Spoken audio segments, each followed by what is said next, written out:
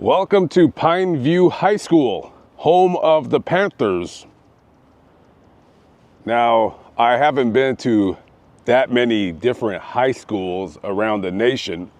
And this high school right here, this would be like any other high school in the country. I'm sure some are better than others. And some high schools, famous people have attended and graduated.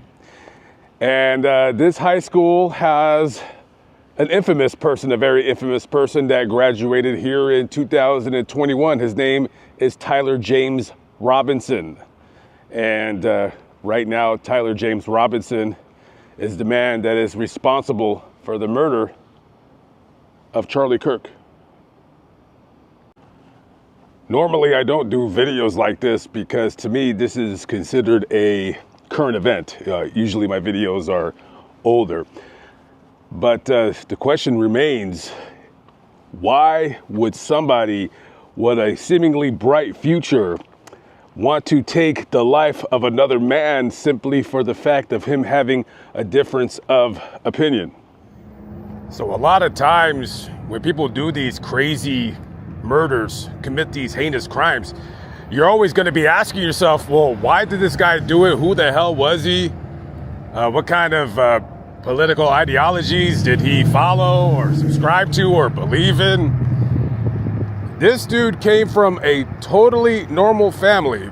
His dad was a sheriff's deputy for the Washington County Sheriffs, which is right up the block from where we're at right now. His mom worked for a nonprofit healthcare company. And after graduating high school, this guy, very, very bright guy, on his college entry exam on his ACT, he scored a 34 out of a possible 39, meaning that's the top 1%. So this kid is very bright, very intelligent, and he's going to Utah State University, 4-year scholarship, free ride. I mean, good Lord, you just saved your parents $140,000. And so this guy goes to school up in Logan for about a semester, and then he drops out. Maybe he didn't like it. Maybe he wanted to do something different. So he ends up going to Dixie Technical College and joining their electrician apprenticeship program, which, okay, an electrician, that's a good solid career. Hell, you probably would have made more money being an electrician than going to Utah State for 4 years, basically wasting your time, in my personal opinion. But something happened to him, they said, from the time he was in high school till this murder took place. Now, this guy, owned a gun. I wouldn't call him, from what I've read, I wouldn't call him a gun enthusiast or anything like that. But he did often brag about, his, not often, but he had bragged before about his marksmanship. And the gun that he used to kill Charlie Kirk was a gun that was given to him by his granddad. So when he's working for the electrical company as the apprentice, his coworkers, of course, anybody that commits this kind of crime, you're going to be very, very shocked that anybody like that is capable of doing something so heinous. And anytime people would talk about politics around him, he would basically just kind of excuse himself out of the conversation. He would put an earbud in and maybe go sit in the other room or something like that. And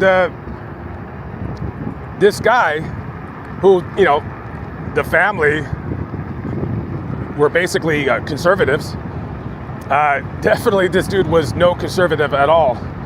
His political leanings went basically far left for the better part of his adult life. He had no criminal record, nothing like that. The only run-in he ever had with the police was a 2022 traffic accident. Who's the driver? You the driver? Yeah. Robinson. Can you tell me just really quick what happened? I was coming this way and he's just passing through and he pulled out from here, or no, from there, I think. Do you remember which lane you were in? I was in one of those two lanes going this way. I think in the right, in the rightmost lane coming this way. That was it. Other than that, there was no clue as to what he was going to do on that day, September 10th of 2025. Now, while he's working as an electrician, probably making pretty good money, he's going to dinner at his family's house, and just before the murder took place, he was talking to his father about Charlie Kirk. Tyler Robinson was having dinner with his family, and they had started talking about Charlie Kirk and that he was appearing at Utah Valley University in Orem, Utah. And he basically told his dad that he didn't like Charlie Kirk, that he was racist, a phobe, and everything in the book. And he made it quite clear he did not like Charlie Kirk. And the reason why he didn't like Charlie Kirk was because this guy was gay. His boyfriend right here, Lance Twiggs, whose pronouns are probably insane, loony, and crazy, he's going through a gender change. And Tyler really loves this man very much. For Christmas, I got one of those cookie boxes, but here's the magic part. Watch this. There are actually cookies inside of here, and I've never seen that in my life. As a matter of fact, they live together in an apartment condo complex that we're riding to right now. And a happy little home life, you would think. Now, supposedly this Twiggy guy, he knew nothing about Tyler's plans to kill Charlie Kirk. But those around him would definitely say that even though his family, they were conservatives, they were Trump supporters, this guy was no fan of Donald Trump and definitely no fan of Charlie Kirk. And he decided to go to the university with his granddad's gun, climb up to that roof, and patiently wait until the right time where he would take the life of Charlie Kirk. So after he escapes, he contacts his Twiggy boyfriend, and he basically admits to the crime. Drop what you are doing. Look under my keyboard. I had the opportunity to take out Charlie Kirk and I'm going to take it. What? You're joking, right? I am still okay, my love. But am stuck in Orem for a little while longer yet. Shouldn't be long until I can come home. But I gotta grab my rifle still. To be honest, I had hoped to keep this secret till I died of old age. I am sorry to involve you. You weren't the one who did it, right? I am. I'm sorry. I thought they caught the person. No. They grabbed some crazy old dude, then interrogated someone in similar clothing. I had planned to grab my rifle from my drop point shortly after, but most of that side of town got locked down. It's quiet. Almost enough to get out. But there's one vehicle lingering. Why? Why did I do it? Yeah. I had enough of his hatred. Some hate can't be negotiated out. If I am able to grab my rifle unseen, I will have left no evidence. Going to attempt to retrieve it again. Hopefully they have moved on. I haven't seen anything about them finding it. How long have you been planning this? A bit over a week, I believe. I can get close to it, but there is a squad car parked right by it. I think they already swept that spot. But I don't want to chance it. I'm wishing I had circled back and grabbed it as soon as I got to my vehicle. I'm worried what my old man would do if I didn't bring back Grandpa's rifle. I don't even know if it had a serial number. But it wouldn't trace to me. I worry about prints. I had to leave it in a bush where I changed outfits. Didn't have the ability or time to bring it with. I might have to abandon it and hope they don't find Prince.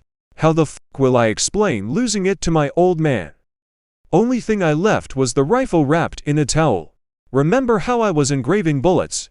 The f***ing messages are mostly a big meme. If I see notices bulge UWU on Fox News, I might have a stroke alright. I'm gonna have to leave it. That really f***ing sucks. Judging from today, I'd say Grandpa's gun does just fine. I don't know. I think that was a 2K scope. Delete this exchange. My dad wants photos of the rifle. He says, Grandpa wants to know who has what. The feds released a photo of the rifle. And it is very unique. He's calling me right now. Not answering. Since Trump got into office, my dad has been pretty diehard MAGA. I'm gonna turn myself in willingly. One of my neighbors, he is a deputy for the sheriff. You are all I worry about. Love. I'm much more worried about you. Don't talk to the media, please. Don't take any interviews or make any comments. If any police ask you questions, ask for a lawyer. And stay silent. A couple of strange things about this Tyler Robinson guy that I read online about him is that, like a lot of these nutcases, he was quiet unless you spoke to him. If you spoke to him, then he would engage you in conversation. Also, he would always walk around with his fist clenched, like he was ready for a fight. He was a quiet guy, but walking around with his fist clenched. And one of his coworkers, they had kind of said something to him about that, and he just basically said, I guess that's just how it is, or how I am. And this right here across the street is the Transgender Furry Love Palace of these Twiggy and Tyler. Now, we definitely have the right place because it says on that sign right there, no trespassing, no media, law enforcement will be called, residents only. Well, I've never been any good at paying attention to signs and certain laws and what have you, but so they lived in number 73, which would be right over there.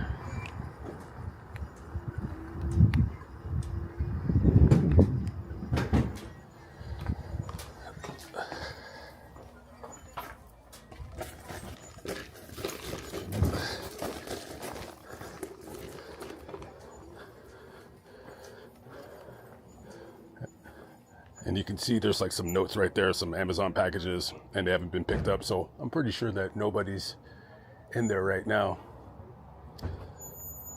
Looks like ABC News left their calling card.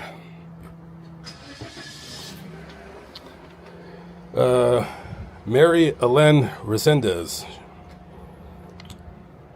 All right. Well, anyways, so that's where the freaks lived, the furries lived, and so we're gonna go make one more stop.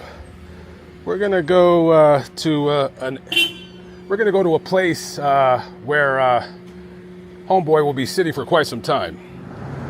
By the way, so as I had just turned my camera off and was leaving, the neighbor had came out, and I felt a little awkward because I have a camera on my chest.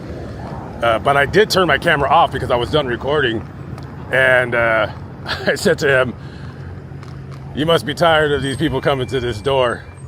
And he said, "I really have no comment." He said, "But I can understand because this is a generational event."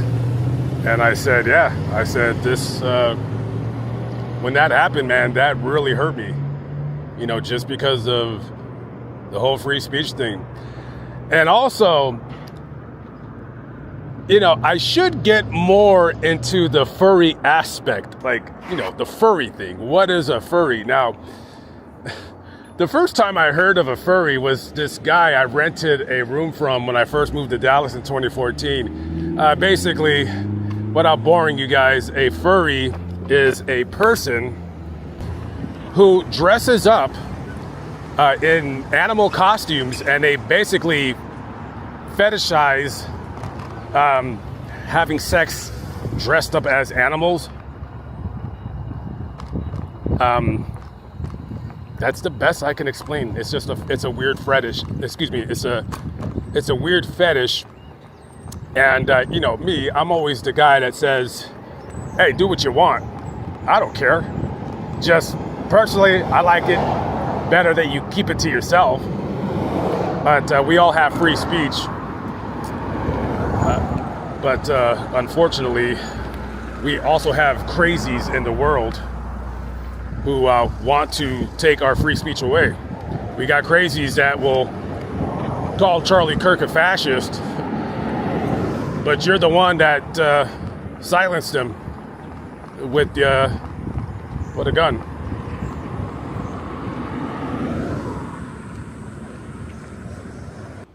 This is the final stop of our trip as the mountains, the majestic mountains of Utah seen in the background. This is the Washington County Jail, and this is where Tyler Robinson is being held. No bail. The prosecutor is seeking the death penalty. And I'm pretty sure, considering that they have his DNA on the trigger of the rifle that was used to kill Charlie Kirk, just that alone is probably going to seal his fate. I expect the death penalty to be rendered. I expect it to be carried out down the road, unless he's man enough to just say, you know what, I'm not going to file any appeals. And if there's any bright side for Mr. Robinson is that, well, he'll be going to a place where there's lots of guys. And maybe he can play his little furry freak games with them. You know, something I always wonder every time I do these videos. I always wonder as they're sitting in their jail cell if they regret what they just did. Does he have any regrets for murdering Charlie Kirk? Not even in the sense that he feels bad for taking the life of another man, but you have no access to any cell phones. You have no access to social media. The food is terrible. You're isolated. He can't talk to any other inmates because he's a high-profile inmate, and he's basically in solitary confinement for 24 hours a day, and he's going to be living that life. He's going to be living a very, very miserable existence. And you got to ask yourself, was it worth it? I wonder if he's like, I wish I could take it back. I wish I wouldn't have done that. Does he have any regret? And there's a possibility that he has no regret.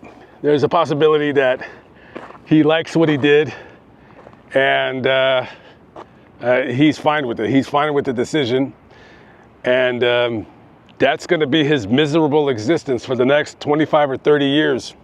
He's going to be sitting in a cell